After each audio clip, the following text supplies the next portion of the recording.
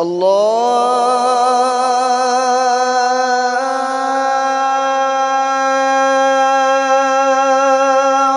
أكبر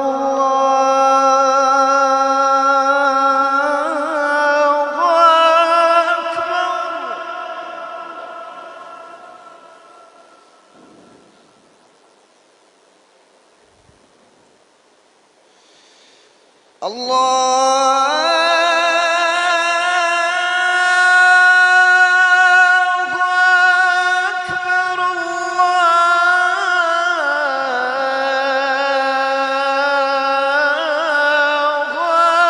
أكبر.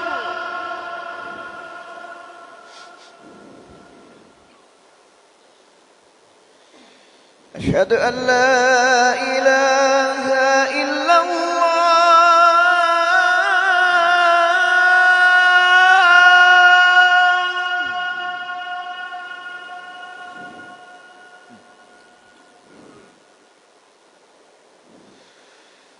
أشهد أن لا إله إلا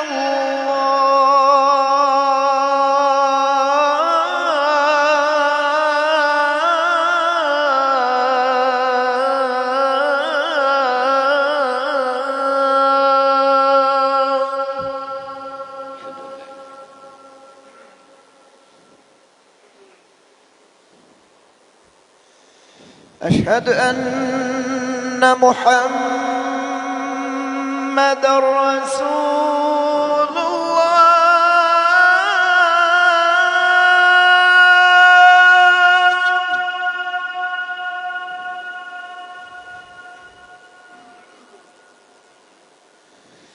أشهد أن محمد رسول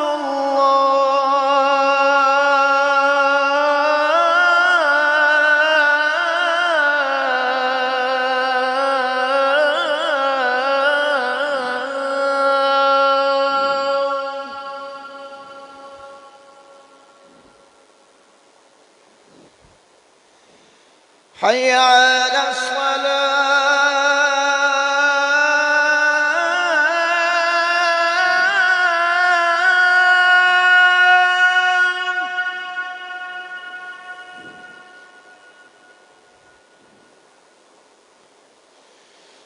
حي على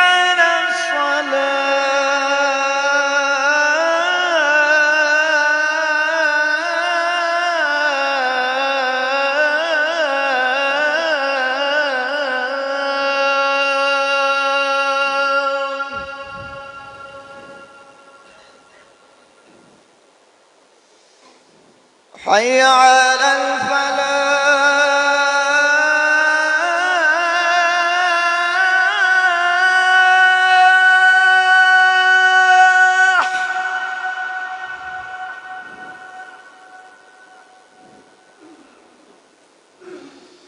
حي على الفلاح.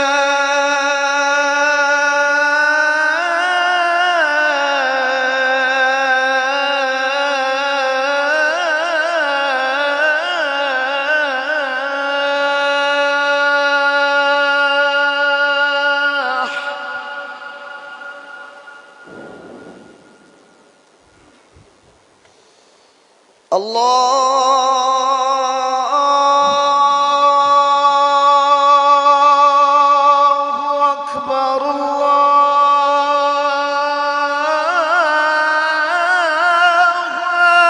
أكبر.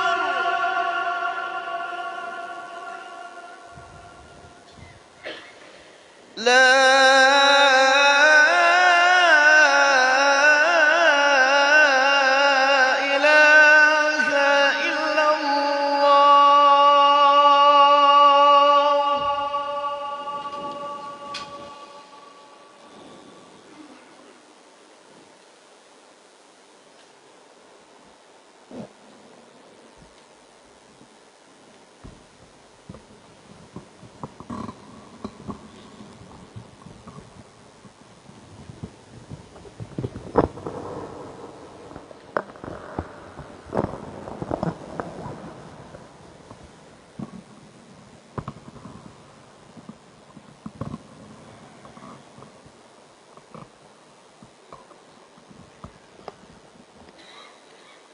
ان الحمد للہ آواز آئی چی آندی ہے یہ بھی چل دے یہ بھی دو میں چل دے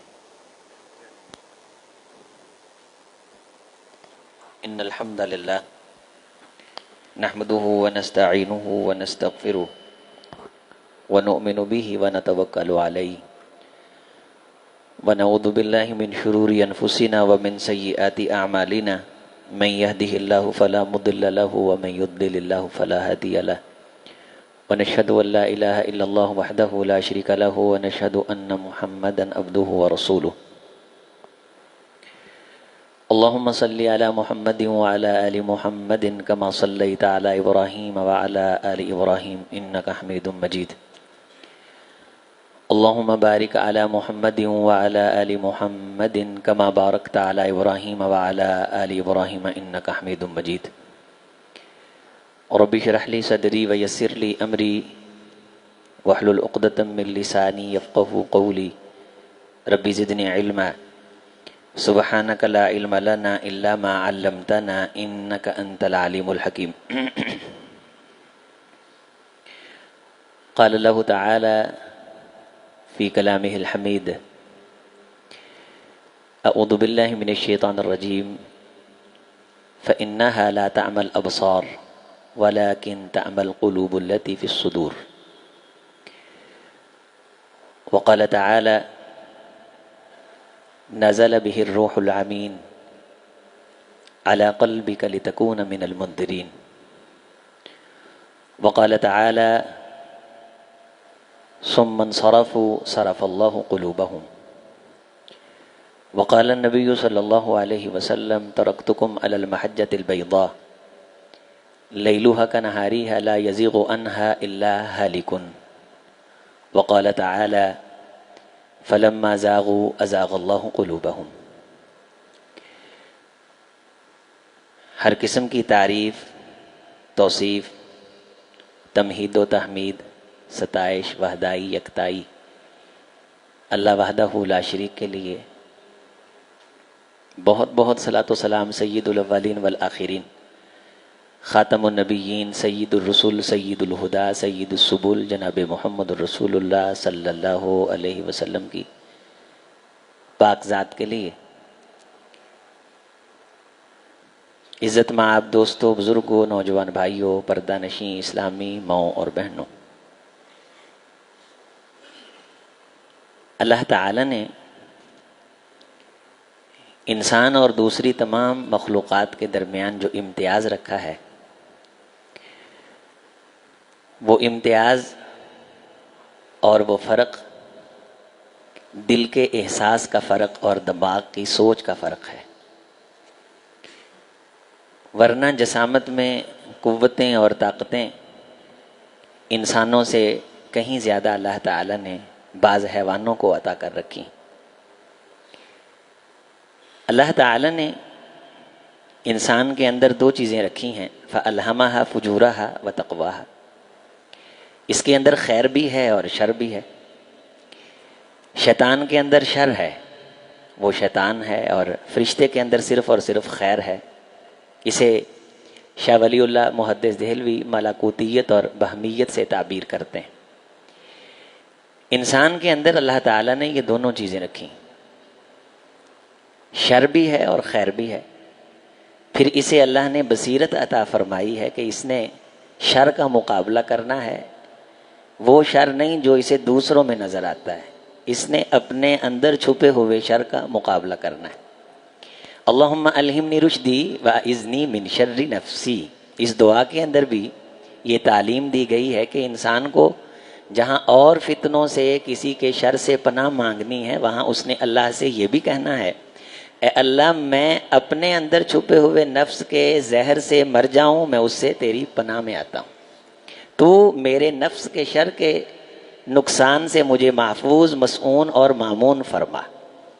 اللہ تعالی نے انبیاء کرام علیہم الصلاۃ کو آسمان سے جو تعلیمات دیں اور آسمانی اور کتب سماوی وہ کہلائیں، اور ان میں آخری کتاب قرآن مجید ہے۔ چونکہ اس قرآن مجید کے ذریعے سے اللہ نے دلوں کا علاج کرنا تھا، فی قلوبہم مرض، اور یہ جو دلوں کے مرض ہیں یہ وہ مرض نہیں جو کوئی ڈاکٹر طبیب دیکھتے ہیں کہ اسے کوئی مسئلہ ہے، اسے کلاٹ وغیرہ بن گئے ہیں، اس کے جناب علی وہ جو نسیں ہیں وہ بند ہو گئی ہیں، اب جناب علی اس کا بائی پاس ہوگا، اس کے اسٹینٹ پڑیں گے، یہ ہوگا وہ ہوگا. یہ امراض نہیں، یہ وہ امراض ہیں جسے ہم اپنی زبان میں بعض دفعہ روحانی امراض کہہ کے ان کی تعبیر کرنا چاہتے ہیں، لیکن قرآن مجید میں اس حوالہ سے بڑی وسیع معلومات. یہ وہ مرض ہیں جو سوائے قرآن مجید کے کائنات میں کوئی نہیں دیکھ سکتا. قرآن مجید انہیں ڈسکس کرتا ہے کہ اگر اس قسم کا کوئی مسئلہ بن رہا ہے تو انسان کو یہ سمجھ لینا چاہیے کہ اس کا دل بیماری کی طرف جا رہا ہے، اور پھر قرآن ان بیماریوں کا تفصیلی طور پہ علاج بیان کرتا ہے. چونکہ اس نے دلوں کے زنگ کو دھونا تھا، دلوں کی زندگی کو تبدیل کرنا تھا، دلوں کے زاویوں کو تبدیل کرنا تھا، تو اللہ تعالیٰ نے اس کو نازل بھی دل محمد پہ فرمایا صلی اللہ علیہ وسلم. وَإِنَّهُ لَتَنزِيلُ رَبِّ الْعَالَمِينَ، یہ نازل شدہ اس پروردگار کی طرف سے ہے جو کائنات کا خالق، مالک اور پوری کائنات کے سسٹم نظام کو تخلیق دے کے بنا کے چلانے والا. نازل بہ الروح الامین، لے کے اسے روح الامین یعنی فرشتوں کا وہ معزز فرشتہ جسے فرشتوں کے ہاں بھی سرداری کا شرف حاصل ہے، مطاع ثم امین، جس کا پروٹوکول یہ ہے کہ آسمان پہ اس کی اطاعت کی جاتی ہے اور سارے فرشتے اس کے سامنے دم بخود کھڑے ہوتے ہیں اور اس کا حکم مانتے ہیں. یہ وہ فرشتہ ہے.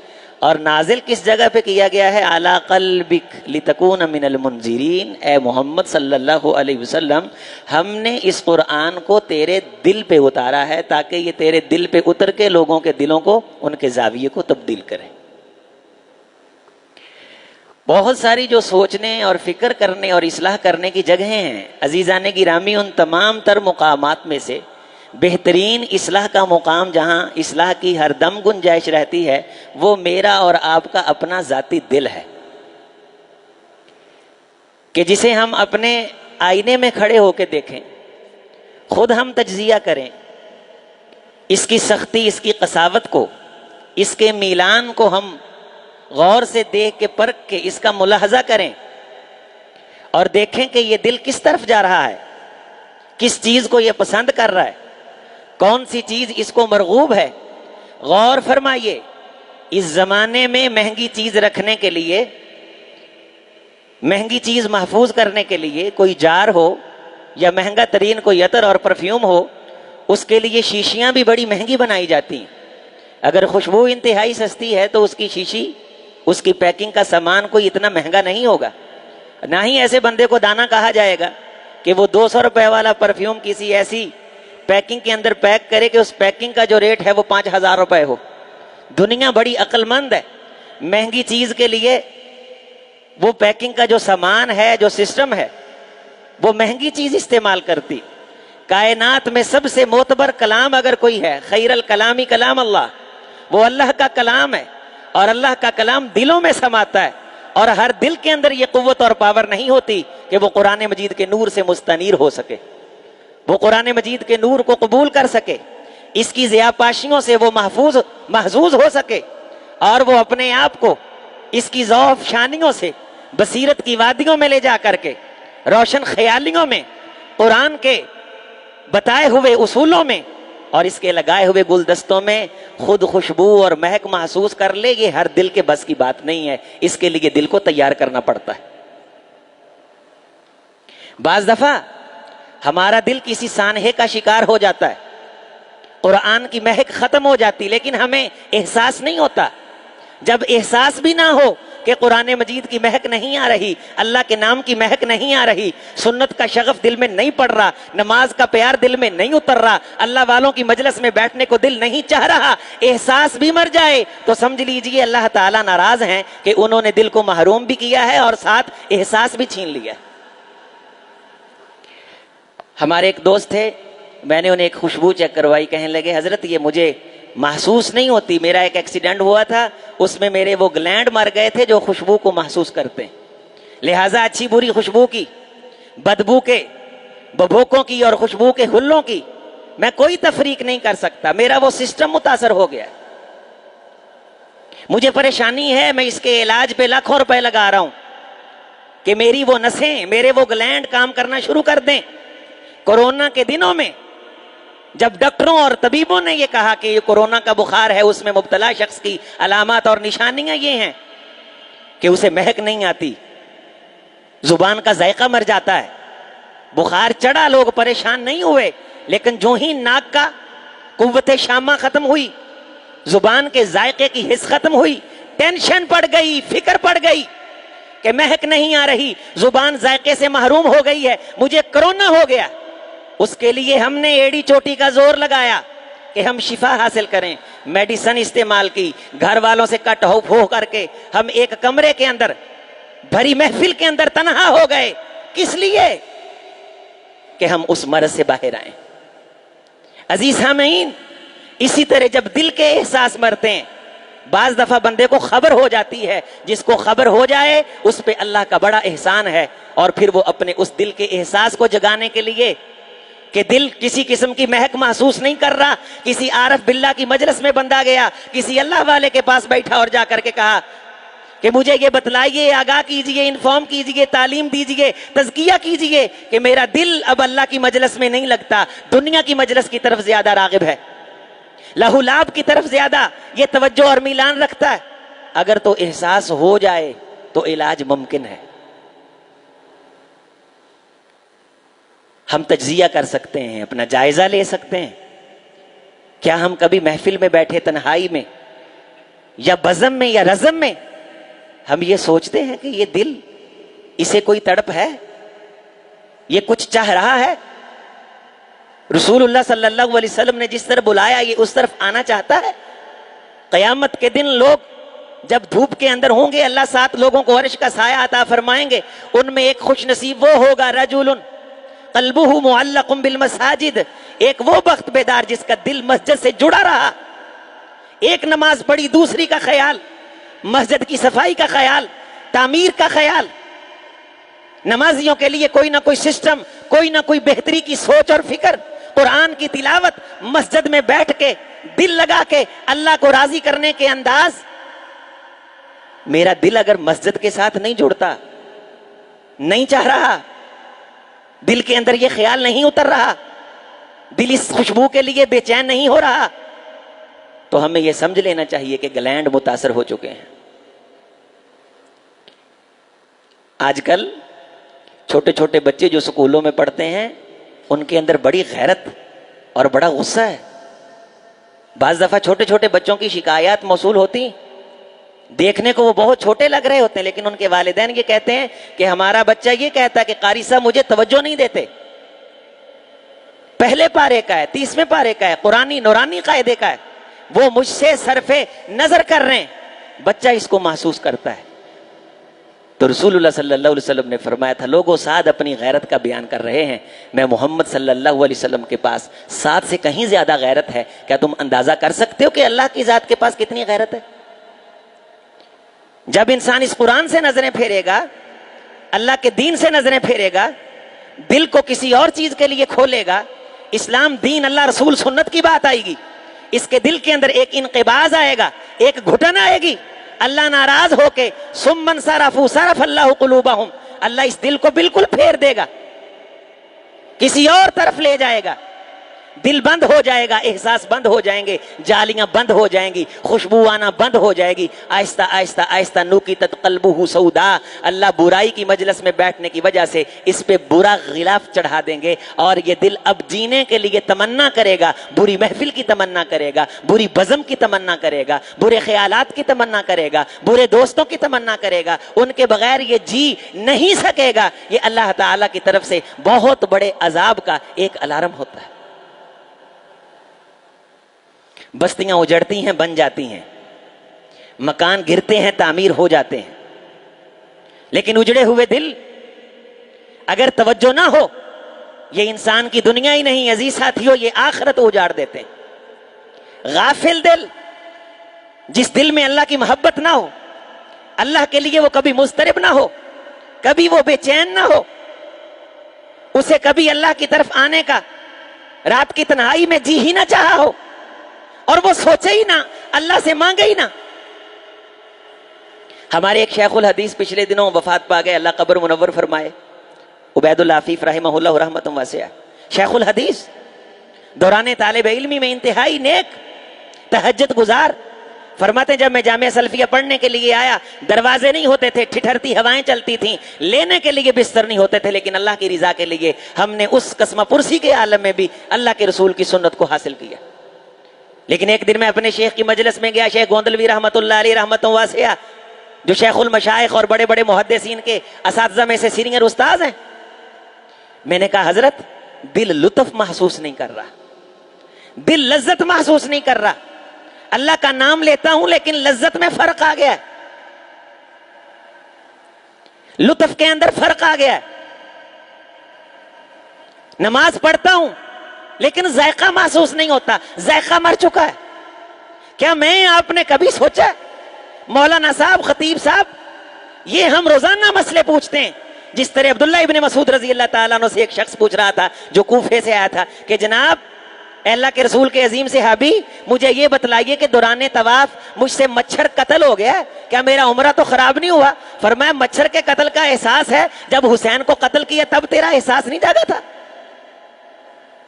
چھوٹے چھوٹے مسائل کی ہم کھال اتارتے ہیں، کیا کبھی کسی اللہ والے کے پاس بیٹھ کے یہ دکھڑا رویا ہے کہ حضرت دل سخت ہو گیا، اللہ کی بات سنتا ہوں مزہ نہیں آتا؟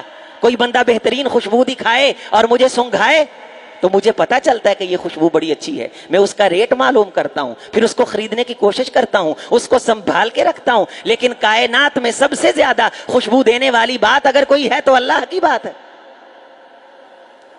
اس دل میں توحید نہیں اتر رہی، اللہ کا نور نہیں اتر رہا۔ حضرات مجھے علاج بتلائیے۔ لِكُلِّ شَيْءٍ سَقَالَةٌ، لِكُلِّ شَيْءٍ سَقَالَةٌ۔ لوگوں، کائنات کی چیزوں کو زنگ لگتا ہے اور تم پریشان ہوتے ہو، اس کے زنگ کو دور کرنے کے لیے تم کسی جناب علی ماہر کی طرف جاتے ہو اور کوئی نہ کوئی چیز لے کر کے، ریگ مال لے کر کے اس لوہے سے تم زنگ دور کرنے کی کوشش کرتے ہو۔ الا سقالۃ القلوب، لوگوں جس طرح کائنات کی ظاہری چیزوں کو زنگ لگتا ہے، میں محمد صلی اللہ علیہ وسلم تم کو بتلاتا ہوں اس طرح دلوں کو بھی زنگ لگ جاتا ہے۔ جب دل زنگ آلود ہو جائیں تو تمہیں فکر پڑنی چاہیے۔ ابو بکر صدیق پیغمبر کی بارگاہ میں آئے اور بلبلاتے بچے کی طرح، دودھ پیتے بچے کی طرح رو رہے ہیں۔ حضرت طلحہ، حضرت حنظلہ رضوان اللہ علیہم اجمعین افسردہ ہو کر کے مسجد النبوی شریف میں بیٹھے ہیں۔ صدیق اکبر بھی رو رہے ہیں اور یہ دونوں صحابہ الگ الگ ان کے واقعات اور اکٹھے بھی۔ رسول اللہ صلی اللہ علیہ وسلم نے پوچھا پریشانی کی وجہ کیا ہے، کس لیے پریشان ہو؟ اے اللہ کے رسول دکھ بہت آئے وہ یاد آ گئے۔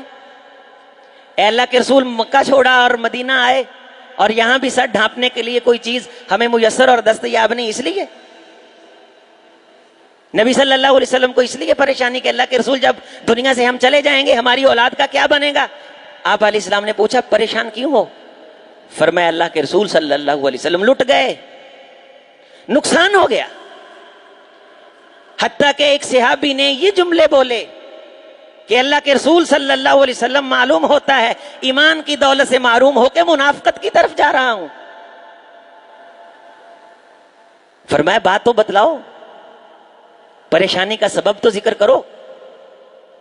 کہ اللہ کے رسول صلی اللہ علیہ وسلم جب آپ کی مجلس سے اٹھ کر کے جاتے ہیں تو دل تھوڑا سا دنیا کی طرف متوجہ ہو جاتا ہے، دل پہ دنیا کی محبت کا غلبہ، بچوں کی محبت کا غلبہ، بیوی کی محبت کا غلبہ، خاندان کے معاملات کا غلبہ۔ رحمت کائنات علیہ السلام نے فرمایا یہ ساری چیزیں انسان کے ساتھ پیش آتی رہتی ہیں لیکن انہیں غالب نہیں ہونے دینا چاہیے کہ انسان گھر بار کی فکر میں، دنیا کی فکر میں۔ رسول اللہ صلی اللہ علیہ وسلم نے بھی اللہ سے یہ دعا کی وَلَا تَجْعَلِ الدُّنْيَا أَكْبَرَ هَمِّي، اے اللہ دنیا میرا غم نہ بنا، میرا غم آخرت کا غم ہو۔ اللہم اجعل الہموم ہم الآخرہ۔ عمر فاروق رضی اللہ تعالیٰ عنہ اللہ سے دعا کیا کرتے تھے اے اللہ اس دل میں اگر کوئی چیز غم بن کے اترے، کسی چیز سے عمر کا دل پریشان ہو تو وہ صرف آخرت ہو۔ اس دل کو اتنا مضبوط کر کہ دنیا کے حوالے سے یہ کبھی پریشان نہ ہو۔ یہاں دکھی ہے یا کوئی سکھی ہے، اس نے سو گزر جانا ہے۔ اسی لیے اقبال نے کہا تھا دلے بینا بھی کر خدا سے طلب، آنکھ کا نور دل کا نور نہیں، علم میں سرور بھی ہے لیکن یہ وہ جہاں ہے، یہ وہ جنت ہے جس میں حور نہیں. علم کے بعد معرفت ہے، اللہ والوں کا فہم ہے. 2-4 کتابیں پڑھ کے بندہ مناظر اسلام تو کہلا سکتا ہے، لیکن عارف باللہ نہیں. جا بیٹھ کسی غار میں اللہ کو کر یاد.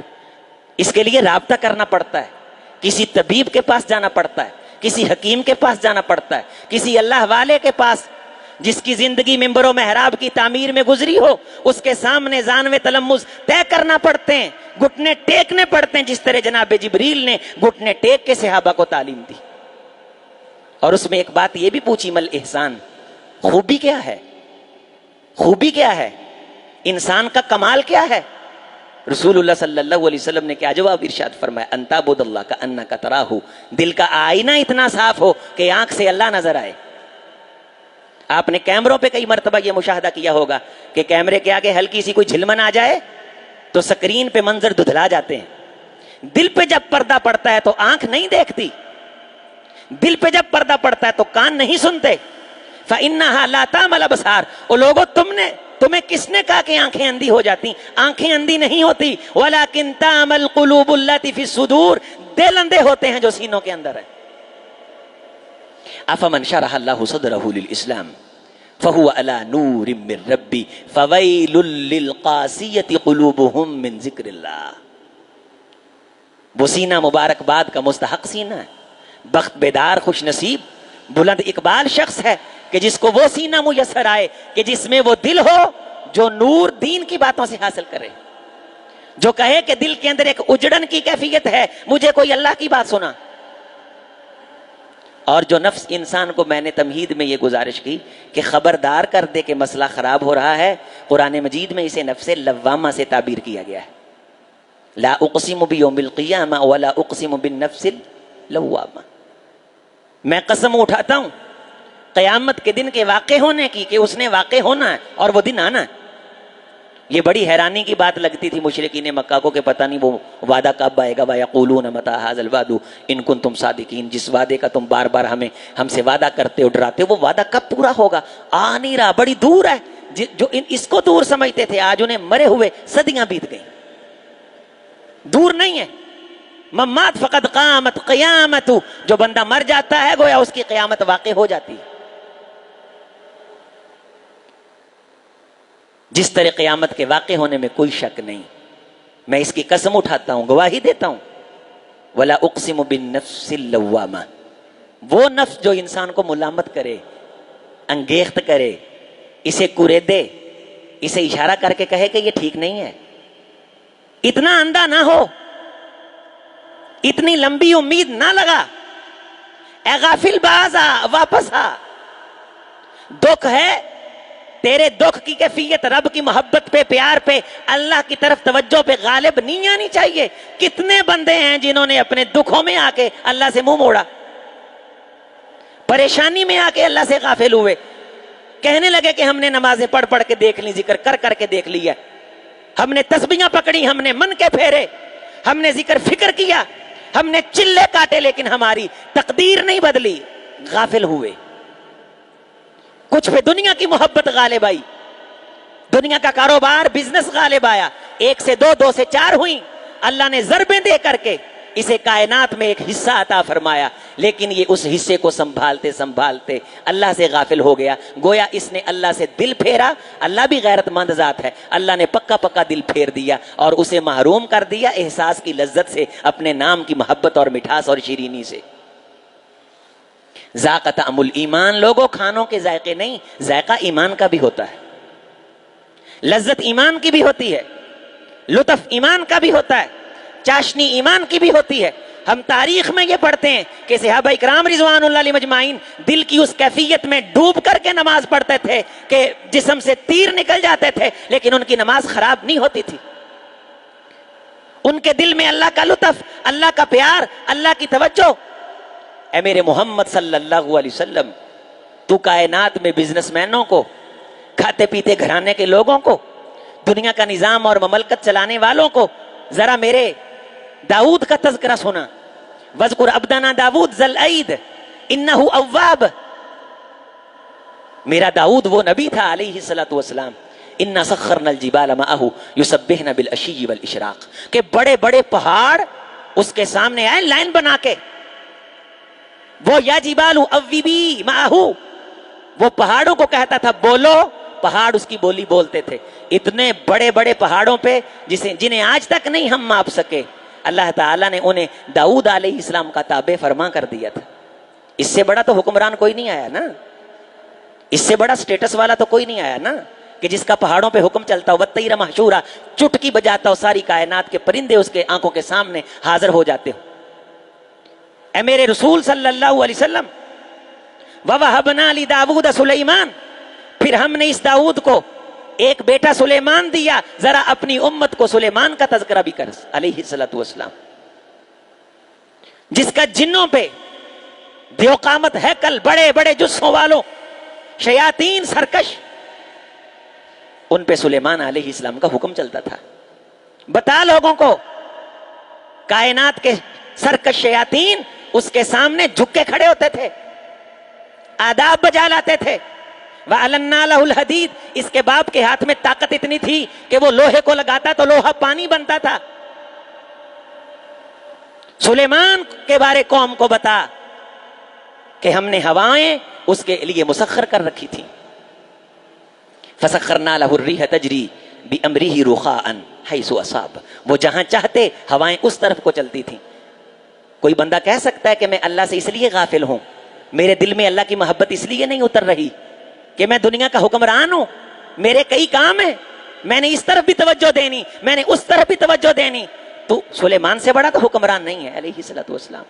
ان جیسی حکمرانی تو میں نے کسی کو عطا نہیں کی، وَمُلْكًا لَا يَنبَغِي لِأَحَدٍ مِّن بَعْدِي، انہوں نے اللہ سے یہ دعا کی تھی، اللہ میرے جیسی حکمرانی اور سلطنت کسی کو عطا نہ کرنا۔ بتا مصروف بندوں کو جن کا دل ہم سے ٹیڑھ اختیار کر گیا، انہیں یہ بتا کہ سلیمان کا تذکرہ قرآن مجید میں اللہ مجھ محمد سے کیوں کروا رہے ہیں صلی اللہ علیہ وسلم؟ ہواؤں پہ سکہ چلنے کی وجہ سے نہیں، جنوں پہ حکومت چلنے کی وجہ سے نہیں، اڑن کٹولے پہ آنکھ جھپکنے سے پہلے سینکڑوں من تخت آنکھ کے سامنے حاضر کرنے کی وجہ سے نہیں، قوت طاقت کی وجہ سے نہیں، پہاڑ بولی بولیں اس وجہ سے نہیں، لوہے کو ہاتھ لگے نرم ہو جائے اس وجہ سے تذکرہ نہ کر۔ انہو اواب، تو میرے داؤد کا تذکرہ اس لیے کر کہ میرے داؤد کے پاس وہ دل تھا جو دل مجھ اللہ سے جڑا رہتا تھا۔ یہ وجہ ہے، یہ بتا اپنے لوگوں کو، وذکر، تذکرہ کر، باتیں کر، قوم کو بتا تم میں سے سلیمان جیسا کوئی حکمران نہیں علیہ الصلوۃ والسلام۔ نعم العبد، سلیمان کمال کا آدمی تھا، کس لیے؟ ہواؤں پہ سکے چلتے تھے، ہوائیں کہاں مانتی تھیں، جن کورنش بجا لاتے تھے، جہاں چاہتے تھے آنکھ جھپکنے سے پہلے اڑ کے پہنچتے تھے، پریاں سامنے دم بخود کھڑی ہوتی تھیں، اس لیے نہیں۔ انہو اواب، سلیمان کے پاس دل وہ تھا، یہ سب کچھ ہونے کے باوجود جس دل کے اندر غلبہ میرا رہا۔ رحمت کائنات علیہ السلام نے فرمایا تھا، لوگوں، ہر شخص کا ایک خلیل ہوتا ہے۔ لو کنت متخذا خلیلا اتخذت خلیلا ابا بکر صدیق۔ خلیل خلا لغت کے اندر دل کے اندر ایک چھوٹے سے لوتھڑے کو کہتے ہیں، جو جگہ ہوتی ہے خاص دل کے اندر، ایک دائرہ، ایک خانہ ہوتا ہے۔ میرا جی چاہتا تھا کہ میں اس کونے کے اندر ابو بکر کو جگہ دوں۔ لو کنت متخذا خلیلا اتخذت خلیلا ابا بکر صدیق۔ صدیق میرے لیے وہ پرسنالٹی ہے کہ میں دل کے اس خانے میں رکھتا تو صدیق کو رکھتا، لیکن لوگوں سنو، ولکن صاحبکم خلیل اللہ، میں نے وہ لوتھڑا بھی اللہ کی محبت کے لیے وقف کر دیا۔ اس خالی خانے میں بھی میں نے اللہ کی محبت کو جگہ دی۔ ممکن ہے کہ کوئی بندہ کہے کہ میں بڑا دکھی ہوں، مولوی صاحب تمہاری تو روٹی پوری ہوتی ہے، تمہارا کام ہی اللہ کی باتیں کرنا ہے، کوئی کہہ سکتا ہے؟ وذکر عبدنا ایوب، اے میرے رسول صلی اللہ علیہ وسلم، غافل لوگوں کو میرے ایوب کا تذکرہ سنا، جن پہ دکھ آئے، رنج غم بارش بن کے برسے۔ دو کھیت تھے جناب ایوب کے، دونوں خشک ہوئے، بیویاں ساتھ چھوڑ گئیں۔ ایک بیوی ایوب علیہ السلام بیماری سے پنجر بنے، ٹوکری میں رکھ کے سر پہ اٹھا کے پھرتی، ایک بیوی 40 سال بیمار رہے۔ روایات میں آتا ہے 40 سال بیمار رہے، 40 سال کا عرصہ بیمار رہے، 40 سال اس دکھ میں، اس بیماری میں وفادار بیوی نے ساتھ نہیں چھوڑا۔ یہاں دنیا کی محبت کے اندر لتھڑی ہوئی بیویاں مطالبات اور خواہشات کے نام پہ طلاق مانگتی. اے میرے محمد صلی اللہ علیہ وسلم وفادار بیوی کا تذکرہ بھی کر. انا وجدناہ صابرا. پیغمبر کا بھی تذکرہ کر. جس نے دکھ دیکھے وہ لوگوں سے سوال کرتی ہے اپنے خامد کے لیے کہ اس کے لیے مجھے روٹی دو, اللہ ہمارے حالات پھیرے گا, ہم تمہیں کھلا دیں گے. ایک دن کھانا لینے کے لیے گئی, واپس آئی تو دیکھا کہ جہاں جناب ایوب کو بٹھایا تھا وہاں ایک صحت مند بندہ بیٹھا ہوا. آنکھیں بھر آئیں اور کہنے لگی اے اللہ کے بندے, میرے سر کی پگڑی اور میرے سر کا تاج میرا خامد ایوب وہ تو کہیں نہیں دیکھا, اسے کوئی درندہ تو اٹھا کے نہیں لے گیا. میرا سب کچھ وہ, میرا جہان وہ, میری دنیا اور میری آخرت اس کی خدمت سے وابستہ. اے اللہ کے بندے, میں تو کئی سالوں سے اسے اٹھا کے پھرتی ہوں, اسے محفوظ جگہ سمجھ کے میں نے یہاں رکھا تھا. بتا آتے جاتے کسی پرندے کو تو نہیں دیکھا کہ اسے اٹھا کے لے گیا. منہ سائڈ پہ کیا اور اپنا دکھ سامنے رکھا. یہ وفادار بیویاں, دل والی بیویاں, غریبی کے باوجود گھر کے ماحول کو جنت بنانے والی بیویاں, زندہ دل بیویاں, صاحب دل بیویاں. حضرت ایوب علیہ السلام نے کہا بیگم ذرا منہ پھیرو, ارکز برجلک ھذا مغتسل بارد و شراب. اللہ کا کرم برسا ہے, اللہ کی رحمت ہوئی. اے میرے رسول اپنی امت کو بتا کون سا دکھ تھا جو ایوب پہ نہیں اترا. نعم العبد, وہ بڑا کمال کا بندہ تھا. انہ اواب, اس کے پاس دل اواب موجود تھا, قلب اواب موجود تھا. دکھ آئے, غم رنج بارش بن کے برسے, لیکن اس کے باوجود تمام کائنات سے بڑے غم اور دکھ ایک لمحے کے لیے ایوب کی توجہ اللہ سے ہٹا سکے نہیں.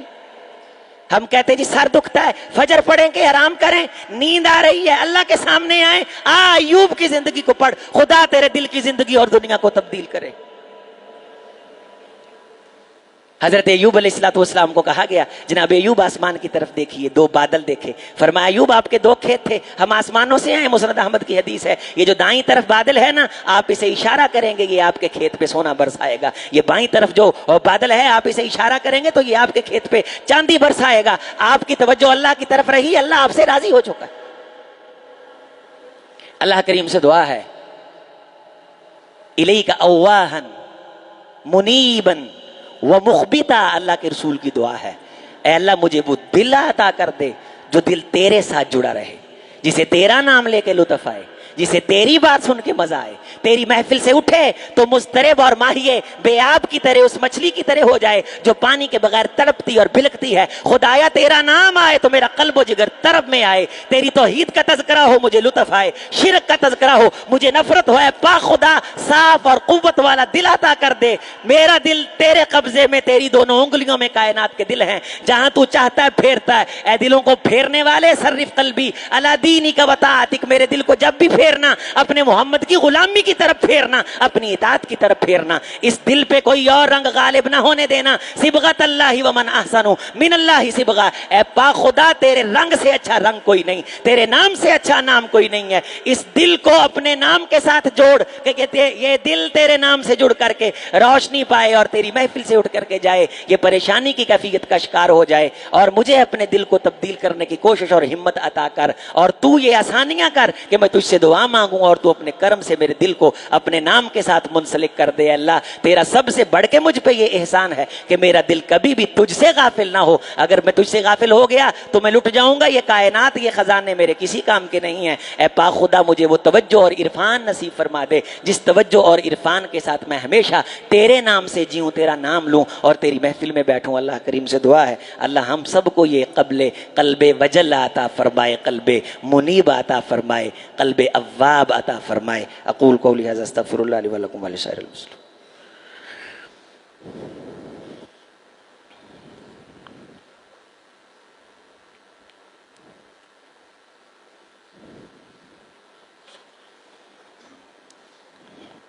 بسم اللہ والصلاة والسلام علی رسول اللہ وعلی آلہ وصحابہ واتباعہ ومن والہ.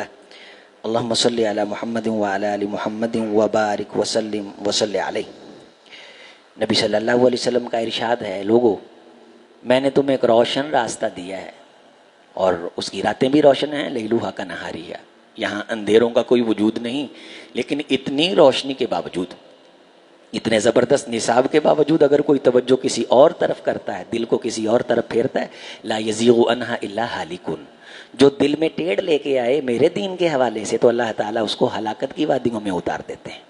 اپنے دل کو ہمیشہ قرآن و سنت کے ساتھ منسلک رکھنے کے لیے دعا کرنا، دل کی کیفیات کا جائزہ لیتے رہنا، جہاں کہیں تراش خراش کی گنجائش ہو کسی اللہ والے کے پاس بیٹھنا، اس سے دعا کروانا، اللہ سے یہ کہنا ہے اللہ میرے دل کی بنجر زمین کو آباد کر دے اور اسے سرسبز و شاداب کر دے، کہ تیرے نام کی بارش برسے، یہاں سبزہ پھوٹے اور مجھے لذت محسوس ہو، اور مجھے وہ لذت آشنائی، عجب چیز ہے لذت آشنائی، مجھے آشنا کر دے، مجھے عرفان عطا کر دے۔ کثرت سے یہ دعا کیا کریں، اللہ ہر کسی سے دل میرا اچاٹ ہو جائے، کبھی تیرے سے میرا دل اچاٹ نہ ہو، کبھی نماز سے، کبھی قرآن سے، تیرے ذکر سے دل کے اندر کوئی سختی اور قساوت نہ آئے۔ وہ دن میری محرومیوں کا دن ہے، اللہ میرے دل کو پاک کر دے، صاف کر دے، جس دل کو پاک اور صاف کرنے کے لیے تو نے محمد رسول اللہ صلی اللہ علیہ وسلم کو مبعوث فرمایا۔ تو نے قسمیں اٹھا کے کہا قد افلح من زکاہا، جس نے اسے پاک صاف کر لیا یقیناً کائنات میں کامیابیاں پا گیا، وقد خاب من دساہا، جس نے اسے صاف نہیں کیا یقیناً وہ نقصان میں رہا ہے۔ اللہ اللہم طہر قلوبنا من النفاق واعمالنا من الرياء والسنتنا من الكذب واعیننا من الخیانة فانك تعلم خائنة الاعین وما تخفی الصدور۔ سبحان ربک رب العزة عما یصفون وسلام علی المرسلین والحمد للہ رب العالمین۔